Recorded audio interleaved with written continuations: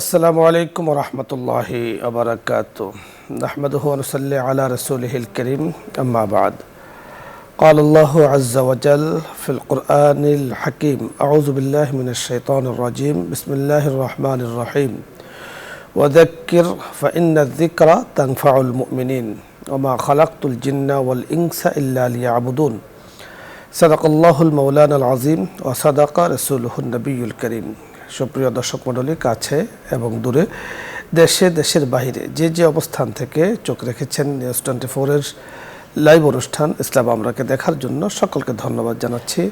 আন্তরিক শুভেচ্ছা মোবারকবাদ জানিয়ে আজকের এই সুন্দর আয়োজন শুরু করতে যাচ্ছে। আল্লাহ রাব্বুল আলামিন মানুষকে সৃষ্টি করেছেন। আল্লাহ তাআলা মানুষের জন্য দুটো রাস্তা দিয়েছেন, তরিকে শার, তরিকে খায়ের, অর্থাৎ ভালো এবং মন্দ রাস্তা। আল্লাহ তাআলা হুকুম ছাড়া পৃথিবীর মধ্যে কোনো কিছুই হয় না, আল্লাহ পাকের হুকুমই হয়। বান্দাকে আল্লাহ তাআলা গ্রহণের সিদ্ধান্ত নেয়ার আল্লাহ তাআলা সুযোগ দিয়েছেন। সে কোনটা গ্রহণ করবে, আল্লাহ পাক তাকে ওই পথে তাকে সাহায্য করবেন। এজন্য বলে দিয়েছেন যে জান্নাতের রাস্তা কোনটা, মুক্তির রাস্তা কোনটা, সফলতার রাস্তা কোনটি এবং ব্যর্থ, মনোরথ ইত্যাদির রাস্তা কোনটি, আল্লাহ তাআলা সেটাও বলে দিয়েছেন। এই জগতে আল্লাহ তাআলা এই দুটো পথে চলতে গিয়ে মানুষের অনেক সময় বিভিন্ন কাজের বিভিন্ন অবস্থার সম্মুখীন হতে হয়, চিন্তা দুশ্চিন্তার মুখোমুখি হতে হয়।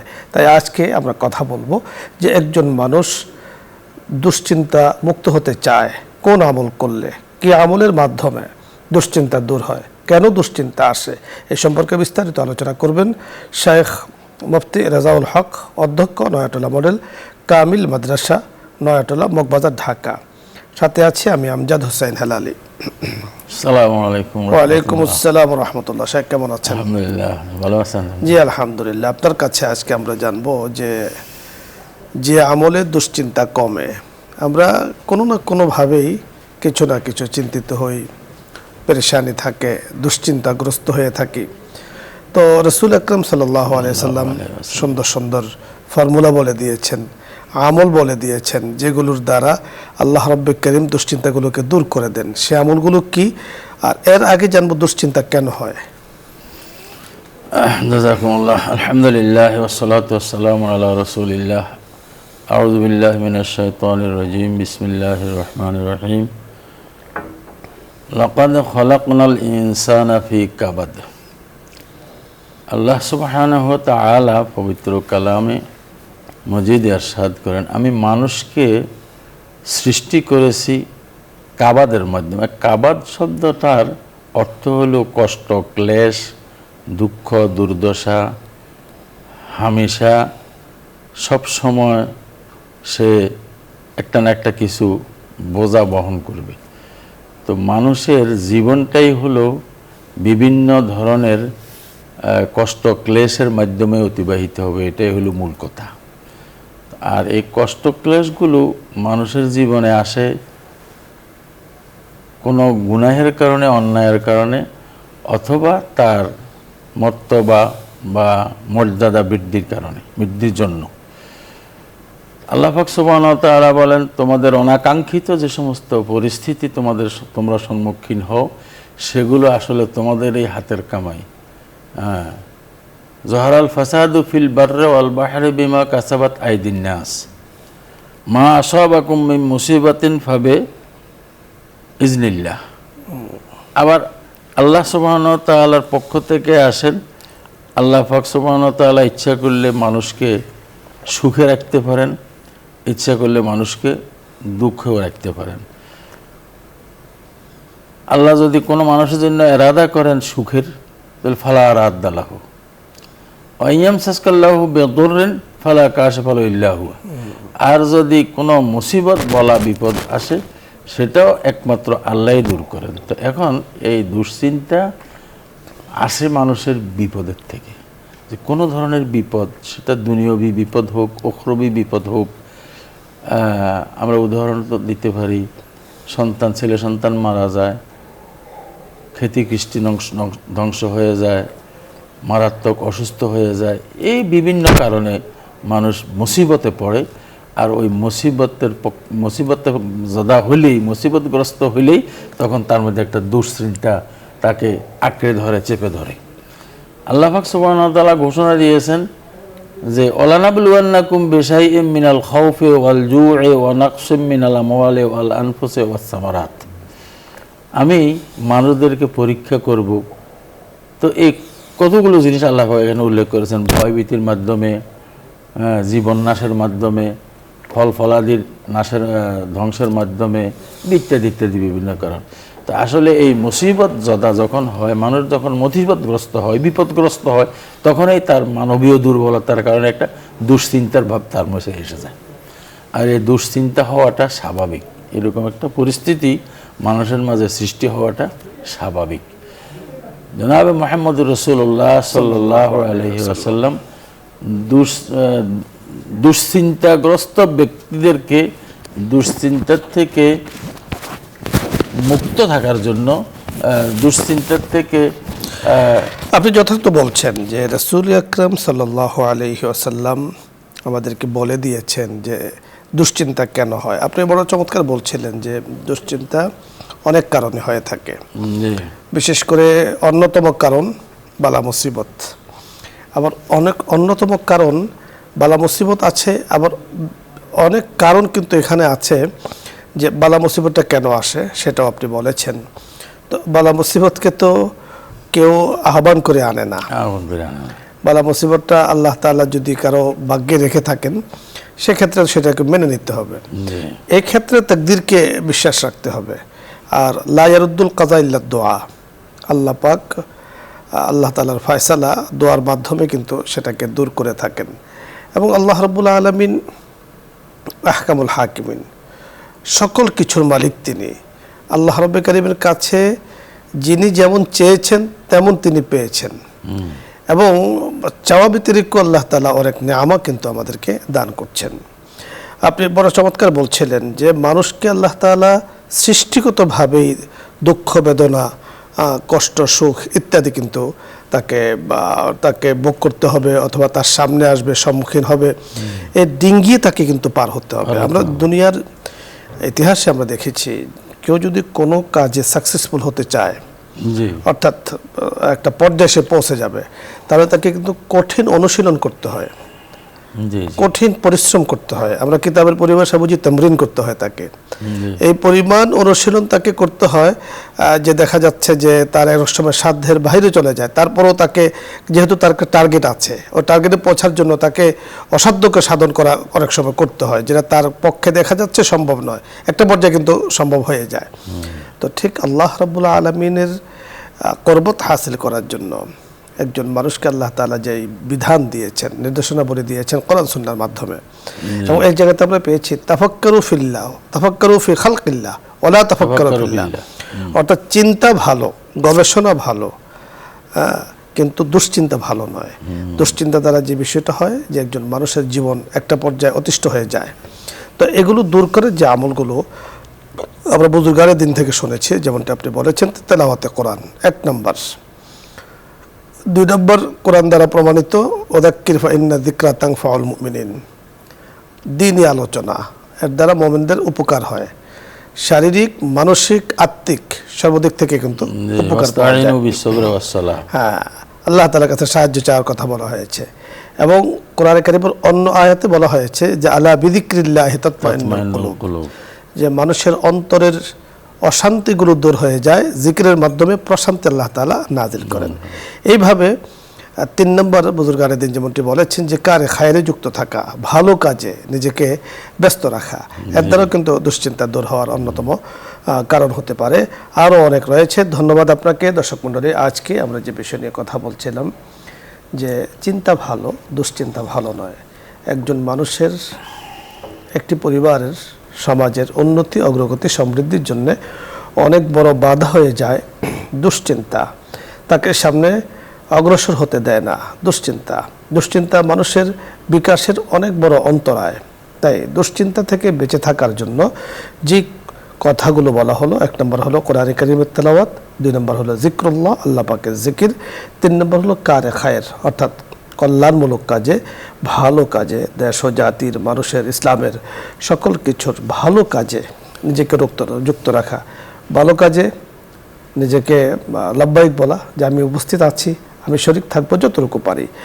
আর সব ধরনের অপরাধ থেকে, গুনাহ থেকে নিজেকে বিরত রাখা। অনেক সময় শয়তানের ধোকায় পড়ে আমরা অনেক গুনায় যুক্ত হয়ে যাই। পরবর্তীতে নিজের ভেতরে যেই অনুভূতি শক্তি রয়েছে, এই অনুভূতি শক্তি তাকে অনেক কষ্ট দেয়, অনুশোচনা করতে থাকে, এই কাজটি আমি কেন করেছি, রব্বে কারীমের কাছে আমি কি জবাব দিব, আমি সেখানে কি বলবো, কোন মুখে সেখানে দাঁড়াবো। এইভাবে অনেক সময় নিজেকে কষ্ট হয় আর নিজের কষ্ট হয়। আর এই সময়টা কখন? আখিরি জিন্দেগিতে, যখন নিজের শক্তিতে নিজে করতে পারি না কিছু, তখন এগুলো নিজের অনুভূতিতে আসে। এজন্য পাপ থেকে দূরে থাকা, এটাও দুশ্চিন্তা দূর হওয়ার একটা আমল। আল্লাহ রাব্বুল কারীম আমাদেরকে এই কথাগুলো বোঝার তৌফিক দান করুন। আলোচ্য বিষয় নিয়ে যদি আপনাদের কারো কোনো কিছু জানার বুঝার থাকে, আপনি প্রশ্ন করতে পারেন, অথবা ইসলামের যে কোনো মাসলা মাসাইল নিয়ে আপনি চাইলে প্রশ্ন করতে পারেন। আমরা চেষ্টা করব আমাদের সাধ্য অনুযায়ী কথা বলার জন্য। এখানে আরেকটি বিষয় শেখ আপনার কাছে আমি জানবো, যেটা ইচ্ছা করেছিলাম যে কথা আপনার কাছ থেকে শুনবো ইনশাআল্লাহ। আমাদের দর্শক অপেক্ষা করছেন। যে দর্শক, আসসালামু আলাইকুম রহমতুল্লাহ। দর্শক পরিচয় বলে, নাম বলে আপনি প্রশ্ন করুন। আসসালামু আলাইকুম। ওয়ালাইকুম আসসালাম। আমি রেগুলার আপনাদের অনুষ্ঠানে একজন শ্রোতা। অনুষ্ঠানটা আমার অনেক ভালো লাগে এবং অনেক কিছু শিখি, এবং অনেক সময় অনেক প্রশ্নের উত্তর অন্যরা করে, সেটার মাধ্যমে জানতে পারি। এখন আমি জানতে চাচ্ছি যে আমি ৫ ওয়াক্ত নামাজ পড়ি এবং আমি যতটুকু পারি পড়ি, তবে বাড়িতে সংসারের বিভিন্ন সময় হয়তো একটা হয় যে ওই যে দুশ্চিন্তা বলছেন, হয়তো ছেলে মেয়ে নিয়ে হোক, এরকম হয়। তো নামাজ পড়ার সময় আমার এই কথাগুলো মনে পড়ে আমার চোখে পানি এসে যায়, বা আমার কষ্ট হয়। তো এই নামাজ পড়ার সময় আমার চোখে পানি চলে আসে, এটা আমার নামাজের কোনো ক্ষতি হয় কিনা? আমরা বুঝতে পেরেছি। আপনার প্রশ্ন অত্যন্ত গুরুত্বপূর্ণ এবং জানার বিষয়, আলোচনার বিষয়। আপনি শুনতে থাকুন, আমরা কথা বলছি। বুঝতে পেরেছেন প্রশ্নটি? নামাজের মধ্যে ওনার দুশ্চিন্তা আসে। নামাজের মধ্যে বলছেন যে সাংসারিক জীবনে তো আসলে অনেক কিছুই হয়ে থাকে। তো ছেলে মেয়েদের জন্য হোক বা কোনো কারণে হোক, নামাজে যখন দাঁড়ান তো ওটা মনে হয়, তখন চোখের পানি চলে আসে। এর দ্বারা নামাজের কোনো সমস্যা হবে কিনা, নামাজ নষ্ট হয়ে যাবে কিনা? নামাজ, এই সমস্ত নামাজের বাহিরের কোনো চিন্তা নামাজ যদি এসে যায়, তাহলে নামাজ নষ্ট হবে না। আনাটা নষ্ট, এসে গেলে নষ্ট হবে না। বা এখান থেকে যখন যদি কোনো কিছু, বা ছেলেমেয়ের চিন্তা, সংসারের চিন্তা, দুনিয়ার কোনো চিন্তা যদি এসে যায়, তাহলে ওটাকে দূর করতে হবে, দূর করার চেষ্টা করতে হবে। ওটা যেন না আসে, ওই চেষ্টা করতে হবে। 1000বার আসবে, 1000বার দূর করবে, এভাবে চলতেই থাকবে, নামাজ নষ্ট হবে না। যথার্থ আপনি বলছিলেন। দেখুন, আপনার নামাজের ভেতরে চোখের পানি আসার প্রয়োজন জান্নাত জাহান্নামকে স্মরণ করে। বিশেষ করে ফরজে তো নয়, নফলে আসলে তেমন সমস্যা নেই। ফরজের ক্ষেত্রে অবশ্যই নিজেকে কন্ট্রোল রাখতে হবে। আপনাকে মনে রাখতে হবে যে আহকামুল হাকিমিন রাব্বুল আলামিনের সামনে আপনি দাঁড়িয়ে আছেন, ঠিক উনি দেখছেন আমাকে, আমি ওনার সাথে কথাবার্তা বলছি। কারণ নামাজের এক অর্থ হালাতুল মুনাজাত, গোপনে সন্তর্পণে রব্বে কারীমের সাথে কথাবার্তা বলা। তা আমি কথাবার্তা বলছি, নামাজের শুরু থেকে নিয়ে শেষ পর্যন্ত পুরোটাই আল্লাহ পাকের প্রশংসা, আল্লাহ তাআলার সাথে কথাবার্তা বলা, আল্লাহ পাকের গুণকীর্তন ইত্যাদির সাথে সম্পৃক্ত, বাহিরের কোনো কিছুই নেই। আল্লাহু আকবার দিয়ে শুরু করি, সেটা আল্লাহ তাআলার বরত্ব দিয়ে। সুবহানাকাল্লাহুম্মা, সেটাও আল্লাহ তাআলার প্রশংসা। সূরাতুল ফাতিহা পড়ি, সেটাও আল্লাহ তাআলার প্রশংসা, আল্লাহ তাআলার কাছে আবেদন নিবেদন করা। এরপরে কোরআনে কারীমের কোনো আয়াত পড়ি, সূরা পড়ি, সেটাও আল্লাহ তাআলার প্রশংসা ইত্যাদি নিয়ে, নেয়ামা নিয়ে অথবা কোনো বিধানাবলী নিয়ে আমরা সেখানে আলোচনা করি। এরপরে রুকুতে যাই, সুবহান রাব্বিয়াল আ'লা আজিম বলি, তাসবিতে রুকু সেজদা তাসবিতে, সেটা আল্লাহ তাআলার প্রশংসা। আর তাহিয়াতু পড়ি, সেখানেও আল্লাহ এবং আল্লাহ রাসূলের মাঝামাঝি যে কথাবার্তা হয়েছিল সেটাকে এখানে উল্লেখ করা হয়েছে। দরুদ শরীফ পড়ি, সেটাও আল্লাহ তাআলা রাসূলের উপরে যেন রহমত, দরুদ ইত্যাদি প্রেরণ করেন, সেটা নিয়ে আমরা আলোচনা করি। শেষ যে দোয়াটা করে থাকি তা হলো নিজের নফসের উপরে জুলুম করেছি, আল্লাহ তাআলার কাছে আমরা ক্ষমা চাই। তো পুরোটাই কিন্তু আল্লাহ পাকের সাথে কথোপকথন ইত্যাদির সাথে সম্পৃক্ত। এজন্য অন্য কোনো কাজে ব্যস্ত না রাখা। শাইখে যেটা বলেছেন, কল্পনায় আসার কারণে নামাজ নষ্ট হবে না, কল্পনাকে বাস্তবায়ন করার দ্বারা নামাজ নষ্ট হবে।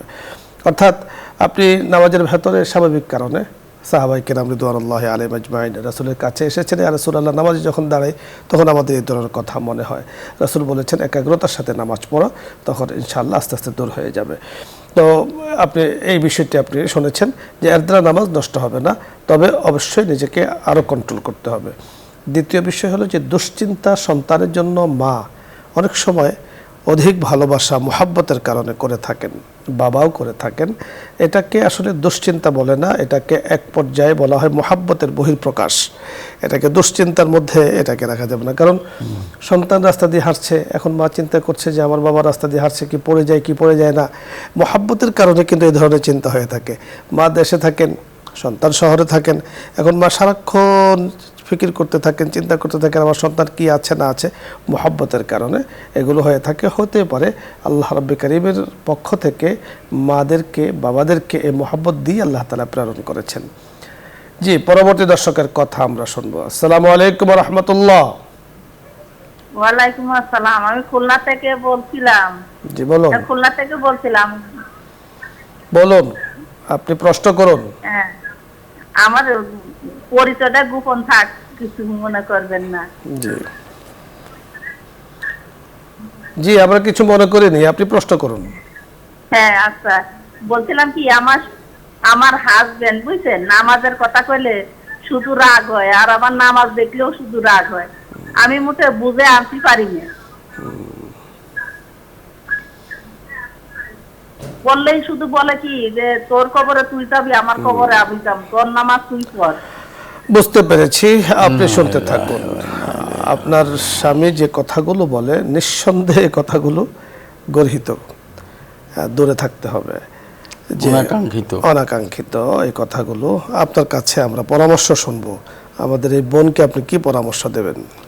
এমত অবস্থায় আমাদের পরামর্শ হবে, এক নম্বরে তো উনি বলতে থাকা, ওনার নামাজ উনি পড়তে থাকা, স্বামীকেও বলতে থাকা, আল্লাহর কাছেও দোয়া করতে থাকা, আল্লাহ যেন তার কলবের মধ্যে মহব্বত ঢুকাই দেয়, নামাজের দিকে কলবটা ঝুঁকাই দেয়, আল্লাহর কাছে দোয়া করতে থাকা। আপনি যথার্থ বলেছেন। আমার যতটুকু মনে পড়ে, রাসূল আকরাম সাল্লাল্লাহু আলাইহি সাল্লামের কাছে হযরত আনাস বিন মালিক রাদিয়াল্লাহু তাআলা আনহু অথবা হযরত আবু হুরায়রা, যতটুকু মনে পড়ে, কোন এক সাহাবী রাসূলের কাছে সাল্লাল্লাহু আলাইহি সাল্লামের কাছে এসে বলে, ইয়া রাসূলুল্লাহ, আমার মা তো মুশরিকা, অর্থাৎ ইসলামের উপরে নেই, তা আপনি একটু দোয়া করুন মা যেন ইসলাম গ্রহণ করেন।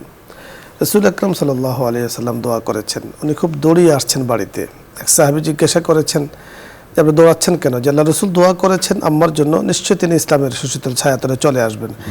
আমি দেখতে চাই যে আল্লাহ রাসূলের দোয়া আমি যাওয়ার আগে কবুল হয়ে গিয়েছে কিনা, এই জন্য আমি দৌড়াচ্ছি, যাতে করে এর আগে আমি সেখানে পৌঁছতে পারি। ঠিকই বাড়িতে গিয়ে দেখেছেন যে উনি প্রস্তুত হয়েছেন এবং ইসলাম গ্রহণ করেছেন। দোয়ার বিকল্প নেই। আপনার স্বামী যে কথাগুলো বলে এগুলো আমরা বলবো যে উনি বুঝে বলেন না। উনি যদি বুঝে বলতেন তাহলে বুঝ থাকতো, স্বাভাবিক বুঝ, তাহলে এই ধরনের কথা উনি বলতে পারতেন না। তবে আপনি যে কথাগুলো বলছেন, নামাজ পড়ার কথা, আপনি দাওয়াত দেওয়ার সওয়াব পাবেন। ওনাকে যে আপনি ভালো কাজের দিকে ডাকছেন, এর জন্য সওয়াব আপনি পেয়ে যাবেন। মানা না মানা, আল্লাহ রাব্বুল কারীম ওনার জন্য যদি হেদায়েত থাকে, হেদায়েত রাখেন, আপনি দোয়া করেন, দোয়ার মাধ্যমে হেদায়েত ইনশাআল্লাহ হয়ে যাবে। তবে আপনাকে বলতে হবে এবং বলা চালিয়ে যেতে হবে। কোরআনে কারীমের মধ্যে আল্লাহ তাআলা বলেছেন ওয়াস্তাবির আলাইহা, দ্বীনি কাজ করা এবং দ্বীনি কাজের উপর অটল অবিচল থাকা। সেই কাজ আপনি করে যাচ্ছেন, করে যাবেন ইনশাআল্লাহ। আল্লাহ তাআলা চাইলে ইনশাআল্লাহ এর ফলাফল আপনি হাতে পেয়ে যাবেন। পরবর্তী দর্শকের কথা শুনবো। আসসালামু আলাইকুম ওয়া রাহমাতুল্লাহ। আসসালামু আলাইকুম। ওয়া আলাইকুম আসসালাম। হ্যাঁ, আমি ওই যে আপনাদের অনুষ্ঠান দেখছি, আমি কিছু প্রশ্ন করতে চাচ্ছি। জি বলুন, প্রশ্ন বলুন। প্রশ্নটা হলো যে আচ্ছা, আমার ছেলেরা আমার কেন দেখতে পারে না? টিভির ভলিউম কমিয়ে এরপরে কথা বলুন। আচ্ছা, আমার সন্তানেরা আমার দেখতে পারে না, বুঝছেন, এবং সব সময় মানে ওরা অত্যাচারিত করে। আমি খ্রিস্টান থেকে মুসলিম হয়েছি, বুঝছেন? আমি হয়তো অতটা কোরআন শরীফ পড়তে পারি না বা জানি না, কিন্তু আমি শুক্রবার করে মসজিদে যাই, নামাজ পড়ি, যতটুকু আল্লাহর আছে আমি নামাজ পড়ি। কিন্তু আমার ছেলেরা আমাকে খুবই খারাপ চোখে দেখে, এবং যখন ওদের যেটা যা মনে আছে আমাকে বলে বলে ইহুদি তুই ভালো না, এটা আমি কি করবো? ধন্যবাদ আপনাকে, ধন্যবাদ। আমরা বুঝতে পেরেছি আপনার মনের দুঃখ, মনের আক্ষেপের কথা আমরা বুঝতে পেরেছি। আপনি শুনতে থাকুন, আমরা কথা বলছি, আশা করছি আপনি বুঝতে পারবেন। সন্তান যদি মায়ের সাথে এ ধরনের আচরণ করে তো মায়ের মনে ব্যথা থাকবে, দুঃখ লাগবে, স্বাভাবিক। আল্লাহ পাক সুবহানাহু ওয়া তাআলা তো সন্তানকে নির্দেশ দিয়েছেন, ওয়ালা তাকুল্লাহুমা উফফিন ওয়ালা তানহারহুমা ওয়াকুল্লাহুমা কাওলান কারীমা। এমনকি যদি পিতামাতা যদি কাফিরও হয়, মুশরিকও হয়, তাহলেও আল্লাহ পাক বলছেন ওয়া সাহিবহুমা ফিদ দুনিয়া মা'রুফা, দুনিয়ার জীবনে তাদের সাথে সদাচরণ করবে। এখন এটা অত্যন্ত দুঃখজনক আমার এই সন্তানের এই আচরণের কথা শুনে। তো এটা তো তারা তাদের নির্বুদ্ধিতার কারণে অথবা বোকামির কারণে তারা করতেছে, অথবা তাদের জ্ঞান নাই সেই হিসেবে করতেছে। তাদেরকে বোঝানোর চেষ্টা করা উচিত, আল্লাহর কাছে দোয়া করা উচিত, আল্লাহ পাক যেন তাদেরকে হেদায়েত দান করেন। আপনি যথার্থ বলেছেন। আমি আপনার সাথে এই বিষয়ে আমাদের এই মায়ের জন্য যদি কিছু কথা আল্লাহ তাআলা বের করে দেন, আমাদের জন্য উপকার হবে। আল্লাহ তাআলার কাছে রহমত চাই। বলছি, আপনার এই যে এই কথাগুলো যা আমাদেরকে আপনি শুনিয়েছেন, অনেক দুঃখজনক, বেদনাদায়ক, নিঃসন্দেহ। এবং এই কারণে আমাদের বুজুর্গানে দিন বলেছেন যে মা বাবার মনের যে আবেগ, মনের যে দুঃখ বেদনা, আল্লাহ না করুন যদি আল্লাহ তাআলার কাছে পৌঁছে যায়, কবুল হয়ে যায়, তাহলে ওই সন্তানের জীবন ধ্বংস হয়ে যায়, দুনিয়া বরবাদ, আখিরাত বরবাদ। নিঃসন্দেহে, এতে কোনো সন্দেহ নেই। আমার এক উস্তাদজি বলেছিলেন যে এখানে দরজা যেমন তুমি দেখছো, এই দরজাটা যেমন এখানে আছে, ঠিক ঠিক মা এবং বাবা যদি কারোর জন্য দোয়া করে সেটাও কবুল হয়, সন্তানের জন্য যদি বদদোয়া করে সেটাও কবুল হওয়াটা অনুরূপ ঠিক। এর মধ্যে কোনো ধরনের পর্দা নেই। রাসূল আকরাম সাল্লাল্লাহু আলাইহি সাল্লাম হাদিসের মধ্যে পরিষ্কার ভাষায় বলে দিয়েছেন, সন্তানের জন্য যদি পিতামাতা কোনো ধরনের বদদোয়া করে সেটা সাথে সাথে কবুল হয়ে যায়। তো আপনার আমলের ত্রুটি থাকতে পারে, আপনি যেমনটি বলেছেন যে আমি মসজিদে যাই, নামাজ পড়ি, আপনার আমলের ত্রুটি থাকতে পারে। আমরা বলবো যে আপনি সেই ত্রুটিগুলো দূর করে দিন, সেটা আল্লাহ তাআলার সাথে আপনার বুঝ। কিন্তু এই কারণে সন্তান আপনার সাথে দুর্ব্যবহার করাটা, এটা সাংঘাতিকভাবে নির্বুদ্ধিতা, কোনো সন্দেহ নেই। আপনি বলেছেন তারা কেন দেখতে পারে না, এর প্রথমত কারণ যেটা আমরা বুঝতে পারি, আমরা আলোচনা করে থাকে, সেটা হলো তাদের মধ্যে দ্বীনি শিক্ষা না থাকার কারণে এ ধরনের হয়ে থাকে। দ্বীনি শিক্ষা থাকবে, দ্বীনি শিক্ষার প্রথম যে অংশগুলো, প্রথম গুরুত্বপূর্ণ যে বিষয়গুলো, তার মধ্যে একটি হলো পিতামাতার সেবা করা, পিতামাতাকে কষ্ট না দেয়া, কোরআনে কারীম পড়া, কোরআনে কারীম বোঝা, কোরআনে কারীমের উপর আমল করা। আর সে কোরআনে বলা হয়েছে ওয়ালা তাকুল্লাহুমা উফফিন ওয়ালা তানহারহুমা, তাদেরকে কষ্ট দেবে না, ধমক দেবে না।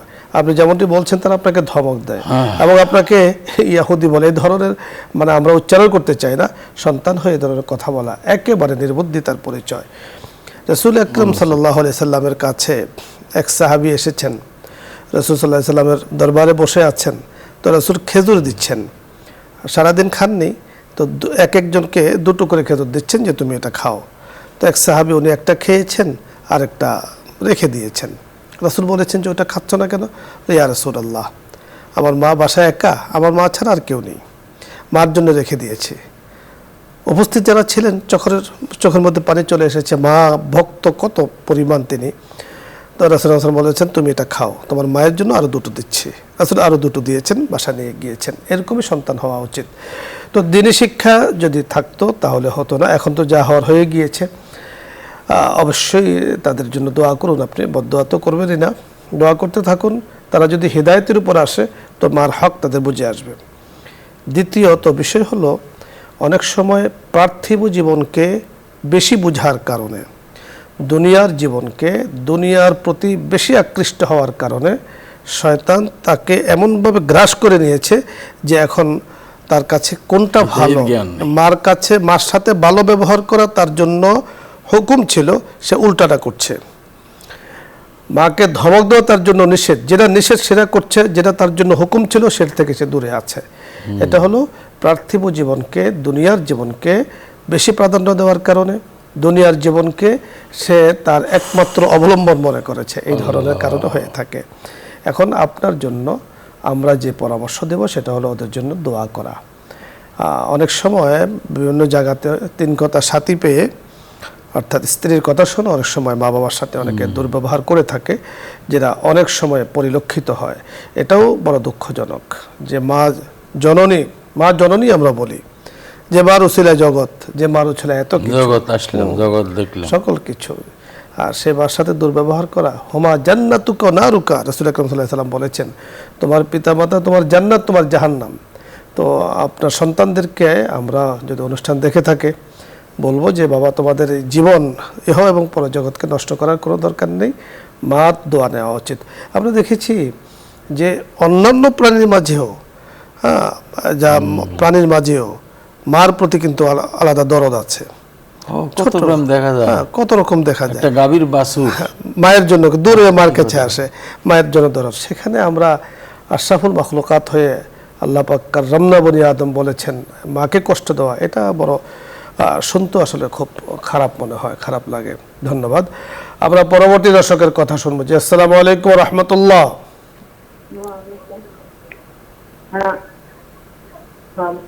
আসসালামু আলাইকুম। ওয়া আলাইকুম আসসালাম। আমার দুটি প্রশ্ন আছে। জি বলুন। আমার প্রশ্ন, যে যে আমল দুশ্চিন্তা করে, আমার হাজবেন্ড মারা গেছে, মারা যাওয়ার পরে তারপরে আমার মেয়েটা দিবস মারা গেছে, আমি কি আমল করলে দুশ্চিন্তা কমবে? জি, এটা জানতে চাই। আমরা বলেছিলাম, আপনি শুনতে পেয়েছেন যে আমলগুলো করলে দুশ্চিন্তা দূর হয়। আপনার স্বামী ইন্তেকাল করেছেন, আল্লাহ তাআলার কাছে ওনার জন্য দোয়া করুন। ওনার জন্য দুশ্চিন্তা করলে তো উনি ফিরে আসবে না, কান্নাকাটি করবেন, উনি ফিরে আসবে না। তো এখন আপনার উচিত, আমাদের উচিত হলো উনি যেন কবরে শান্তিতে থাকেন, ভালো থাকেন, এবং ওনার রুহানি বারাকাত যেন আপনি পেয়ে থাকেন। এই জন্য আপনার করণীয়। এই কথাগুলো শায়েখের কাছে আমরা শুনবো।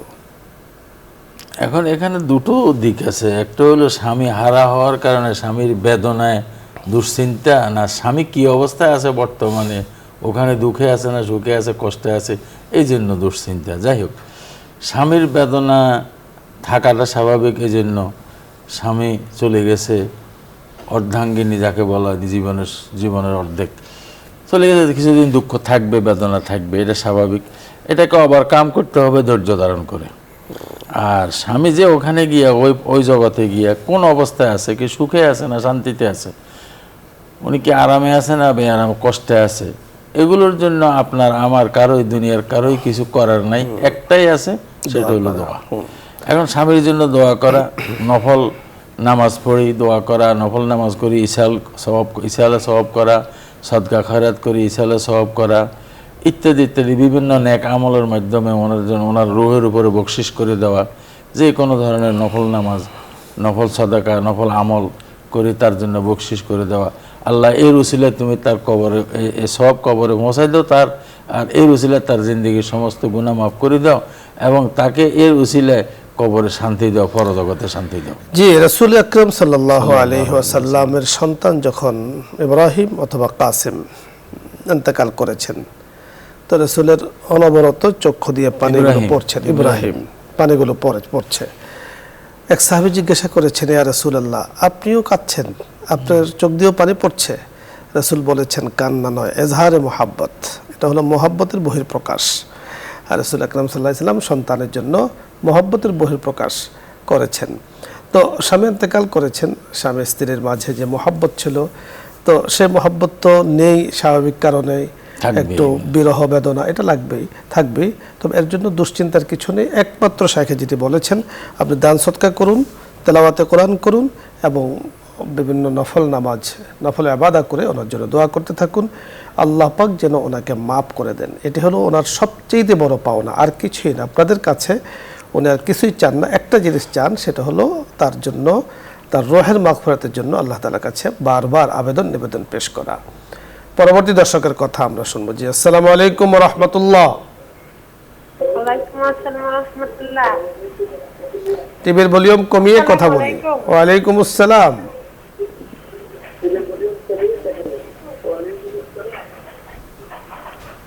হ্যালো, জি, আপনি প্রশ্ন করুন।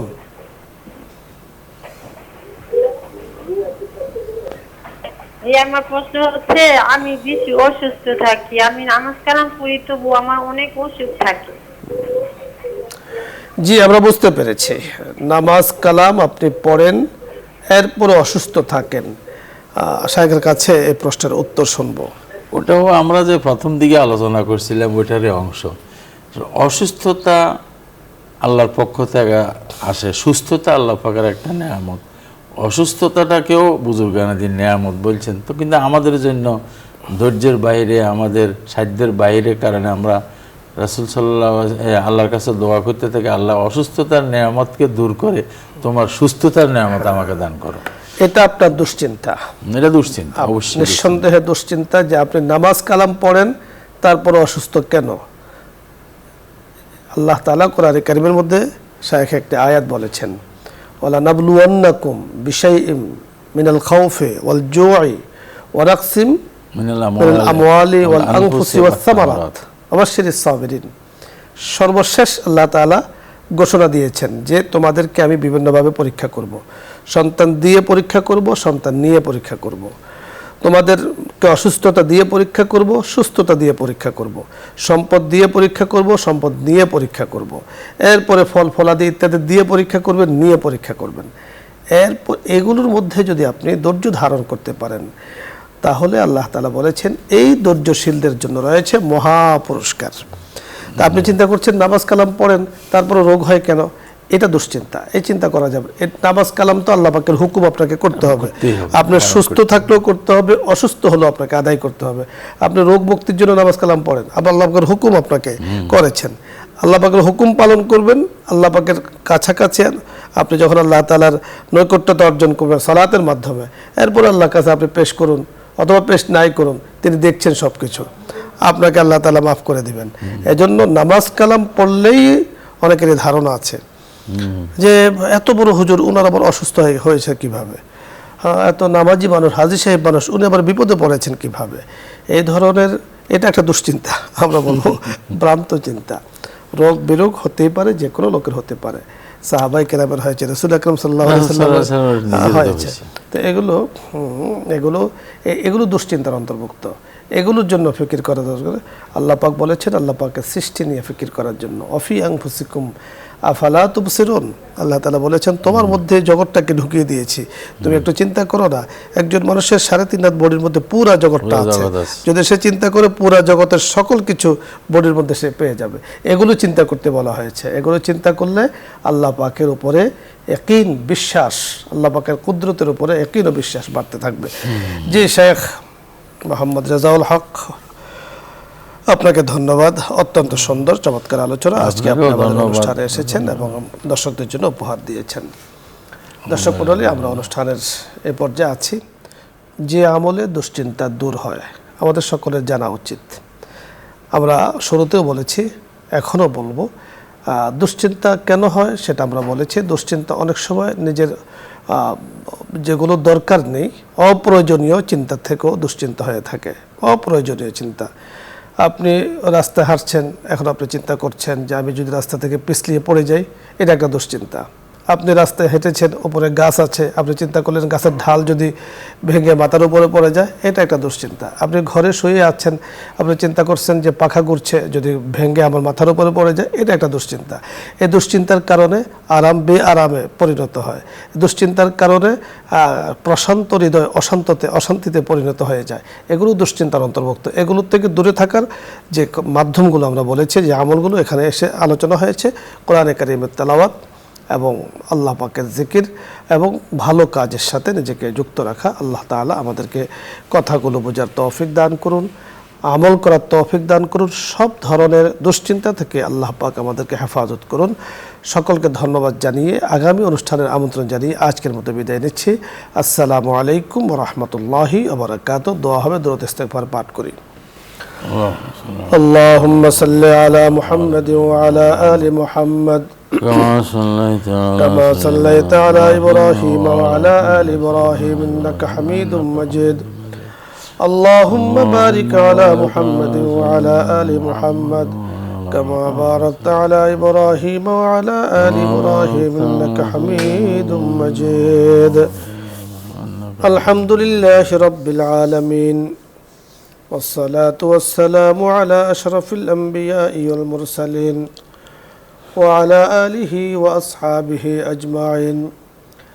ربنا آتنا في الدنيا حسنة وفي الآخرة حسنة وقنا عذاب النار. ربي زدني علما، ربي زدني علما. اللهم ربي يسر ولا تعسر وتمم علينا بالخير. يا كريم يا رحيم مولاي كريم أحكم الحاكمين رب العالمين أنت السميع البصير أنت عليم بذات الصدور. مولاي كريم মেহেরবানি করে যারা হাত তুলেছে, কত পরিমাণ হাত তুলেছে, কতগুলো মানুষ হাত তুলেছে, কারা কোন জায়গা থেকে, কোন এলাকা থেকে, কোন অবস্থান থেকে হাত তুলেছেন আপনি ভালো জানেন। মেহেরবানি করে সকলের হাতগুলোকে আপনি কবুল ও মঞ্জুর করে নেন। আল্লাহুম্মা মেহেরবানি করে প্রত্যেকটা হাতওয়ালাদেরকে আপনি মাফ করে দেন। আমিন। মাওলাই করিম পরিবারের সদস্যবৃন্দ যারা আছেন তাদেরকে মাফ করে দেন। মুসলিম ভাই বোন যারা আছেন সকলকে মাফ করে দেন। মাওলাই করিম আমাদের দেশের উপরে খায়র ও কল্যাণ দ্বারা ভরপুর করে দেন। ইয়া আল্লাহ সকলকে মাফ করে দেন। উন্নতি, অগ্রগতি, সমৃদ্ধির ফয়সালা করে দেন। মাওলাই করিম আজকে যে বিষয় নিয়ে আমরা কথা বলেছি, দুশ্চিন্তা কেন হয়, ইয়া আল্লাহ কেন হয় আপনি ভালো জানেন। আপনি আলিমুম বিযাতিস সুদূর, আল্লামুল গায়ব। মাওলাই করিম আপনি সকল কিছু জানেন। সব ধরনের দুশ্চিন্তা থেকে সকলকে মেহেরবানি করে আপনি হেফাজত করেন। ইয়া আল্লাহ সব ধরনের খুরাফাত থেকে, সব ধরনের পাপাচার থেকে, সব ধরনের গুনাহ থেকে, সব ধরনের মাসিয়াত থেকে মেহেরবানি করে সকলকে আপনি হেফাজত করেন। মাওলাই করিম দুশ্চিন্তা মিনাশ শয়তান, শয়তান থেকে আসে। মানুষকে বিভিন্নভাবে কষ্ট দেওয়ার জন্য শয়তান রাত দিন পরিশ্রম করে যাচ্ছে। ইয়া আল্লাহ শয়তানের ধোঁকা থেকে মাওলাই করিম তার সব ধরনের ওয়াসওয়াসা থেকে আমাদের সকলকে আপনি হেফাজত করেন। মাওলাই করিম মুসলমানদের উপর রহম ও করম দান করেন। ইয়া আল্লাহ অভাবীদের অভাবগুলোকে দূর করে দেন। বিপদগ্রস্ত লোকদের মাওলাই করিম বিপদগুলোকে আপনি দূর করে দেন। ইয়া আল্লাহ শরীয়তের মূল মেজাজ, মূল স্পিরিট বুঝার তৌফিক দান করেন। মাওলাই করিম কোরআন ও সুন্নাহকে যথাযথভাবে বুঝার তৌফিক দান করেন। ইসলাম আমরা এই অনুষ্ঠানকে আপনি কবুল ও মঞ্জুর করে নেন। আয়োজক বিন্দুদেরকে আপনি কবুল ও মঞ্জুর করে নেন। যারা যুক্ত আছে সকলকে আপনি কবুল ও মঞ্জুর করে নেন। বসুন্ধরা পরিবারকে, চেয়ারম্যান মহোদয়কে, পরিবারের সদস্যবৃন্দ যারা আছেন, ইয়া আল্লাহ ইসলাম আমরা সদস্যবৃন্দ যারা আছেন, মাওলাই করিম এই এলাকায় যারা বসবাস করছেন, আমাদের দেশে যারা বসবাস করছে, সারা বিশ্বের মুসলমানদেরকে আপনি গায়বী নুসরত ও ইমদাদ দ্বারা ভরপুর করে দেন। ইয়া আল্লাহ মজলুম মুসলমানদের উপর রহম ও করম দান করেন। ইয়া আল্লাহ মজলুম মায়েদের উপর রহম ও করম দান করেন। কত মা কত কষ্টের কথা এখানে শুনিয়েছেন। ইয়া আল্লাহ সন্তানগুলোকে বোঝ আপনি দান করেন।